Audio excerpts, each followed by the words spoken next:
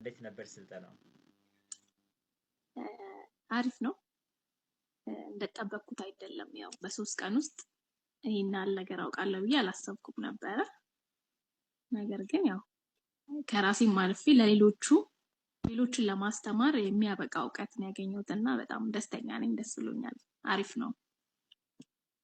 ብዙ ጊዜ ልጆች ታች ሌቭል ላይ ሂሳብ ይከብዳል እየጨመሩም ፊዚክስ፣ ኬሚስትሪ እነዚህ ቁጥር ነክ ነገሮችን ሲሰሩ በጣም ከባድ አድርገው ነው የሚስሉት እና ይሄ ግን ስዕላዊ በሆነ መልኩ አባከስ ያው ብዙ አልተለመደም ሀገራችን ላይ እና ስዕላዊ በሆነ መልኩ ፈን በሆነ ወይ እየተዝናኑበት በጣም ደስተኞች ሆነው ሂሳብ እንዲሰሩ ያግዛቸዋል። ፕላስ ደግሞ ያስተሳሰብ ደረጃቸውን ከፍ እንዲል ያደርጋቸዋል። የማሰብ ችሎታቸውን ይጨምርላቸዋል። በቀላሉ ከሌሎች ልጆች ጋር ኮምፒት እያደረጉ በቀላሉ ደስተኛ ሆነው እንዲሰሩ ያደርጋቸዋል። ኢቭን ራሴ ከማስተምራቸው ልጆች እንግዲህ አንተ 2 ቀን አሰልጥነኝ እኔ ኦሬዲ ማስተማር ጀምሬያለሁ። በደንብ ስለተረዳው ያው ከጠበቅኩት በላይ ነው እንዳልኩ ማለት ነው። በጣም ደስተኞች ናቸው። በጉጉት ነው የሚጠብቁኝ ሁላ ማለት ነው። አባከስ የሚባለው የተወሰነ ሂንት አለኝና ሂንት ስለ ያው ዲቴል ነገር ባላውቅም ተማሪዎች ግን ቢያውቁት ብዬ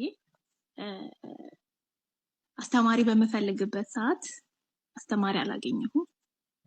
ወላጆች ያን ያህል ሂንት የላቸውም። ግን አሁን በጣም ደስ ብሏቸው ነው ለልጆች እንደዚህ ተብሎ አባከስ ቢማሩ ምናምን ብለን ስንላቸው በቃ ለነሱም አዲስ ነው አዲስ ነው። የተወሰነ ልጆች በቴሌቪዥን ምናምን ሲያዩ የተወሰነ ሂንት አላቸው ከወላጆቹ በተሻለ ማለት ነው። እና ያው በአጋጣሚ አስተማሪ ስፈልግ አጣሁኝ። አስተማሪ ስፈልግ ሳጣ አንተ ደግሞ ይሄንን እድል ራስሽ ለምን አሰለጥኝም ስትለኝ በቃ ሰለጠንኩ። እንደውም ለሌሎቹም ለመትረፍ ሌሎች ተማሪዎችንም ያው እጥረትም ስላለ አባከስ መምህር እጥረት አለ እና ከዚህ በኋላ በሰፊው የልጆች የሂሳብ ችሎታ በደንብ ደስተኞች ሆነው ውጤታማ እንዲሆኑ እሰራለሁ ማለት ነው። ሰመር ካምፑን ከመጀመሪያ በፊት ዩቲዩብ ምናምን ቪዲዮ አይ ነበር። አባከስ እንዴት ነው ምናምን የሚለው ለማወቅ ሰርች አረግ ነበር። ግን ያ በደንብ ፎከስ አድርጌ እንትን አላልኩም። ጊዜ ሰጥቼም አላየሁም። ግን አጋጣሚ ቲክቶክ ላይ ሰርች ስክሮል ሳረግ ያንተ ቪዲዮ መጣልኝ። ያንን ስክሪንሻት አድርጌው ነበረ። አባከስ ፈልጌ ሳጣ ደወልኩልህ ማለት ነው።